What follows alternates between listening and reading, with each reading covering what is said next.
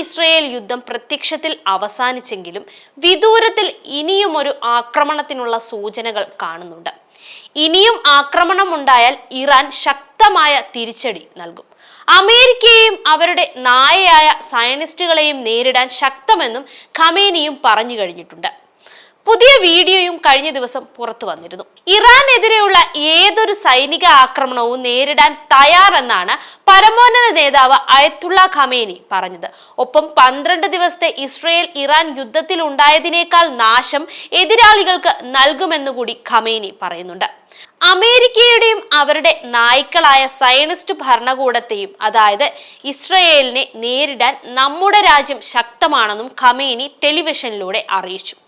Iran ആണവായുധങ്ങൾ വികസിപ്പിക്കുന്നു എന്ന് ആരോപിച്ചാണ് ഇസ്രയേലും അമേരിക്കയും കഴിഞ്ഞ മാസം ഇറാനിൽ ആക്രമണം നടത്തിയത്.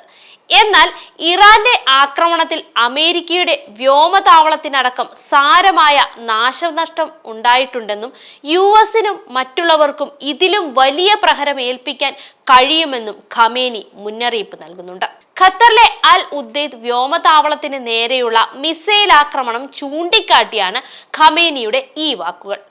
നയതന്ത്രത്തിലായാലും സൈനിക നടപടികളിലാണെങ്കിലും ഇറാന്റെ കൈകൾ നിറഞ്ഞു തന്നെയാണ്.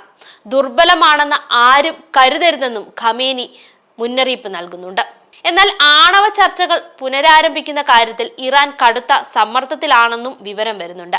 അമേരിക്ക, 3 പ്രധാന യൂറോപ്യൻ രാജ്യങ്ങൾ എന്നിവ ഓഗസ്റ്റ് അവസാനം തന്നെ ചർച്ചകൾ പുനരാരംഭിക്കണമെന്ന് കർശന നിർദ്ദേശം നൽകിയിട്ടുണ്ട്. അപ്പോഴേക്കും കാര്യങ്ങളിൽ തീരുമാനമുണ്ടായില്ലെങ്കിൽ അന്താരാഷ്ട്ര ഉപരോധം പ്രഖ്യാപിക്കുമെന്നും ഫ്രാൻസും മുന്നറിയിപ്പ് നൽകിയിട്ടുണ്ട്. ഇസ്രയേലും അമേരിക്കയും മുൻ വ്യവസ്ഥകൾ പാലിക്കാത്ത സാഹചര്യത്തിൽ ആണവ ചർച്ചകൾ പുനരാരംഭിക്കാൻ കഴിയില്ലെന്ന് ഇറാൻ പാർലമെന്റ് വ്യക്തമാക്കിയിട്ടുമുണ്ട്. ഇറാനെ സംബന്ധിച്ചിടത്തോളം ഇസ്രയേൽ എന്ന രാജ്യത്തെ ഇല്ലാതാക്കാൻ അവർക്ക് വേഗത്തിൽ തന്നെ കഴിയും. ഇസ്രയേലിനും ഇത് വ്യക്തമായി തന്നെ അറിയാം. ഇനി ഒരു ആക്രമണം ഉണ്ടായാൽ ഇസ്രയേൽ എന്ന രാജ്യം തന്നെ നാമാവശേഷമായി പോകും. പ്രതിരോധിക്കാൻ അവർക്ക് ആകില്ല.